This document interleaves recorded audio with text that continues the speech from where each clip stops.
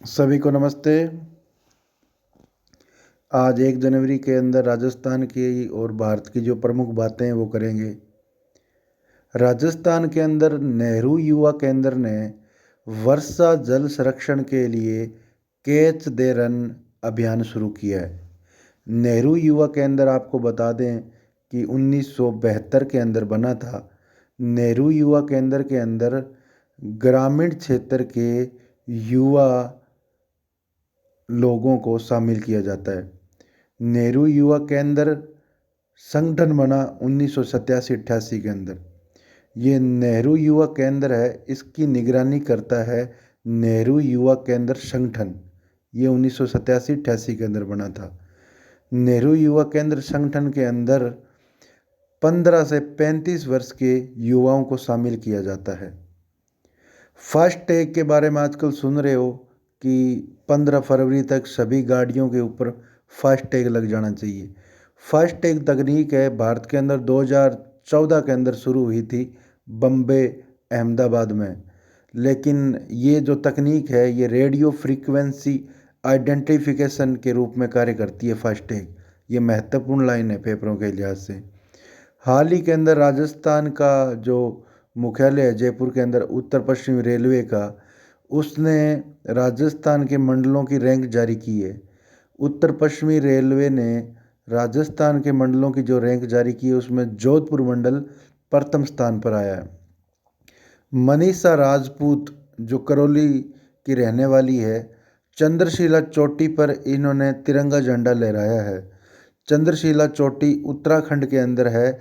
यहाँ पर -11 degree Celsius पर जाके इन्होंने ये कीर्तिमान हासिल किया है। राजस्थान के नए मुख्य सचिव बन गए हैं निरंजन आर्य। परागकण पारक यानी कि पोलिनेटर पारक, परागकण ये पौधों के अंदर जैसे सरसों के बीज एक पौधे से दूसरे बीज में ये परागकण जाते हैं तभी फल बनता है, उसी को परागकण कहते हैं। इस पार्क की स्थापना उत्तराखंड के अंदर की गई है। सुगमता से व्यापार की तकनीक को अपनाने वाला राजस्थान भारत का 6वां राज्य बन गया है। सुगमता से व्यापार यानी कि थोड़ा इजी तरीके से यहाँ पर व्यापार शुरू किया जा सकता है, ऐसी रियायतें राजस्थान ने दी है। इस कारण सेंट्रल सरकार राजस्थान की जितनी जीडीपी है उसका 2% सेंट्रल सरकार से उधार ले सकती है। सुगमता से व्यापार तकनीक में राजस्थान का भारत में 6ठा स्थान है। इस प्रकार राजस्थान 19,459 करोड़ रुपए इन 6 राज्यों के साथ राजस्थान भी ले सकता है। हाल ही के दिनों में नरेंद्र मोदी जी अक्षय ऊर्जा पर काफ़ी जोर लगाते हैं। अक्षय ऊर्जा इसका उद्देश्य हाल ही के दिनों में देखा होगा, मोदी कहते हैं 2005 पर जो अपना ग्रीन हाउस गैस का उत्सर्जन था उसको आने वाले समय में कम करके 2005 के लेवल से 30 से 35% तक कम करना है। 2015 के अंदर भारत ने राष्ट्रीय सौर ऊर्जा मिशन शुरू किया था। उसके तहत वर्तमान में अब 100 गीगावाट ऊर्जा पैदा करनी है सौर ऊर्जा की। हाल ही के दिनों में प्रधानमंत्री कुसुम योजना पर भी चर्चा करते हैं, इसलिए कुसुम योजना की पूरी डिटेल आपको दी जा रही है। प्रधानमंत्री कुसुम योजना 2020 के अंदर स्टार्ट हुई है। 2018-19 के बजट में इसकी घोषणा की थी अरुण जेटली ने बजट के दौरान। प्रधानमंत्री किसान ऊर्जा सुरक्षा एवं उत्थान महाअभियान, कुसुम का पूरा नाम है किसान ऊर्जा सुरक्षा एवं उत्थान महाअभियान। किसान अपनी जमीन पर उपकरण लगा सकता है, जैसे पंप लगा के सिंचाई करने के लिए। इस कुसुम योजना का उद्देश्य है किसान अपनी ज़मीन पर उपकरण लगा सकता है, सिंचाई पंप लगा सकता है जिससे वो सिंचाई कर सकता है सौर ऊर्जा के द्वारा। 2022 तक भारत सरकार 3 करोड़ पंप देगी। 3 करोड़ पंप देगी सौर ऊर्जा से चलने वाले। ये पंप रिप्लेस होंगे जो बिजली और डीजल से चलने वाले पंप हैं, उनके स्थान पर सौर ऊर्जा के 3 करोड़ पंप लगाने हैं 2022 तक। कुसुम योजना का लगभग खर्चा रहेगा 1,00,000 40 करोड़ रुपए। 1,40 करोड़ रुपए में से 48,000 करोड़ रुपए लगाएगा राज्य और 48,000 करोड़ रुपए लगाएगा सेंटर सरकार।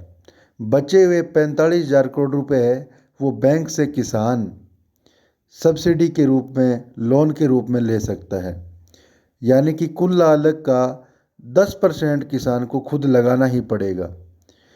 पहले चरण में डीजल पंप शामिल किए गए, यानी कि पहले चरण के अंदर जो सिंचाई के पंप है उनको रिप्लेस करना है। बिजली के इसमें शामिल नहीं है। पहले चरण में डीजल पंप के स्थान पर सौर ऊर्जा की प्लेटें लगाकर सौर ऊर्जा के जो पंप है उससे सिंचाई के लिए आप प्रयोग में ले सकते हैं। इस पहले चरण के अंदर लगभग 17.5 लाख पंप लगाए जाएंगे। अब देखो, जो किसान अपने खेत के अंदर अच्छी मात्रा के अंदर सौर ऊर्जा का पे उत्पादन करके और इसको बिजली ग्रिड तक पहुंचाएगा तो वो उसको वहाँ बिजली ग्रिड से बेचकर उससे कमाई भी प्राप्त कर सकता है। और जो किसान अपनी बंजर भूमि जो सौर ऊर्जा का केवल उत्पादन ही करना चाहते हैं तो वो किसान इस सौर ऊर्जा के सेट को सिर्फ और सिर्फ बंजर भूमि पर लगा सकते हैं और इससे उनकी आमदनी के अंदर वृद्धि होगी। लक्ष्य लगभग आपको बता ही दिया है। इसका पहला टारगेट है दोबारा 27 यानी कि 27.5 लाख सोलर पंप लगाने हैं। पहले चरण के अंदर 27.5 लाख सोलर पंप लगाने हैं। ये 27.5 लाख क्यों हुए? क्योंकि स्टार्टिंग के अंदर जो 17.5 लाख है वो डीजल के पंप है और उसके बाद जो बचे हुए 10 लाख जो सिंचाई करते हैं, जो बिजली से आजकल ट्यूबवेल पर मोटरें लगी है, उनको भी बिजली के स्थान पर सौर ऊर्जा के कर देना है। इससे बचत भी होगी। न सिर्फ बिजली की बल्कि टारगेट है आने वाले समय में कि किसान लगभग 28,000 मेगावाट बिजली का उत्पादन भी करेगा। एक व्यक्ति यदि 100 रुपये लेगा, या माने उदाहरण के तौर पर, तो केंद्र उसमें 30 रुपये का योगदान करेगी, राज्य सरकार भी 30 रुपये का योगदान करेगी, बैंक से लोन भी किसान 30 रुपये का ले सकता है और खुद किसान को 10 रुपये लगाने पड़ेंगे। इस योजना के अंदर हाल ही के अंदर राजस्थान ने 7.5 HP के पंप देने शुरू किए हैं। राजस्थान भारत का पहले राज्य है जिसने 7.5 HP के सोलर पंप वितरण करना शुरू कर दिया है राजस्थान के अंदर। कुसुम योजना के तहत आप 3 से 10 HP तक के पंप लगा सकते हैं सिंचाई के रूप में, लेकिन आपको अनुदान केवल 3 से 7.5 HP के सिंचाई पंपों पर ही मिलेगा।